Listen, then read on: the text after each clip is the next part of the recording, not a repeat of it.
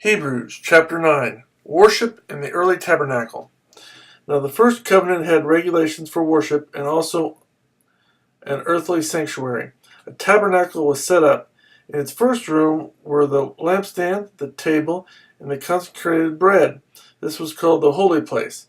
Behind the second curtain was a room called the most holy place, which had the golden altar of incense and the golden covered ark of the covenant.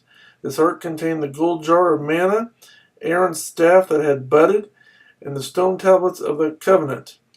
Above the ark were the cherubim of the glory, overshadowing the atonement cover. But we cannot discuss these things in detail now.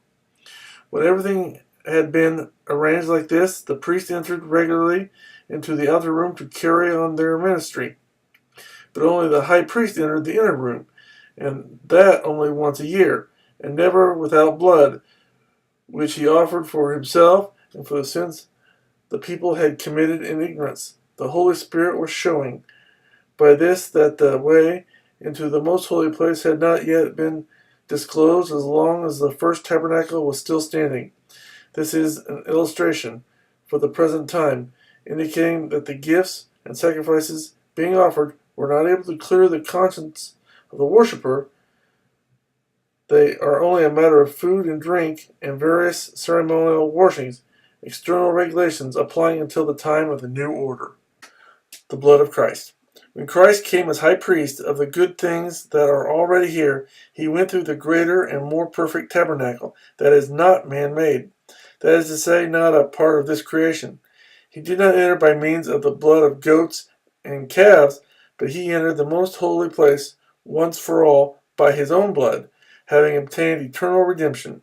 The blood of goats and bulls and the ashes of a heifer, sprinkled on those who are ceremonially unclean, sanctify them so they are outwardly clean. How much more then will the blood of Christ, who through the eternal Spirit offered himself unblemished to God, cleanse our consciences from the acts that lead to death, so that we may serve the living God. For this reason Christ is the mediator of a new covenant, that those who are called may receive the promised eternal inheritance, now that he has died as a ransom to set them free from the sins committed under the first covenant. In the case of a will, it is necessary to prove the death of the one who made it, because a will is in force only when somebody has died. It never takes effect while the one who made it is living. This is why even the first covenant was not put into effect without blood. When Moses had proclaimed every commandment of the law to all the people, he took the blood of calves, together with water, scarlet wool, and branches of hyssop, and sprinkled the scroll and all the people. He said, "This is the blood of the covenant which God has commanded you to keep." In the same way, he sprinkled with the blood both the tabernacle and everything used in its ceremonies. In fact, the law requires that nearly everything be cleansed with blood, and without the shedding of blood, there is no forgiveness. It was necessary then for the copies of the heavenly things to be purified with these sacrifices, but the heavenly things themselves with better sacrifices than these.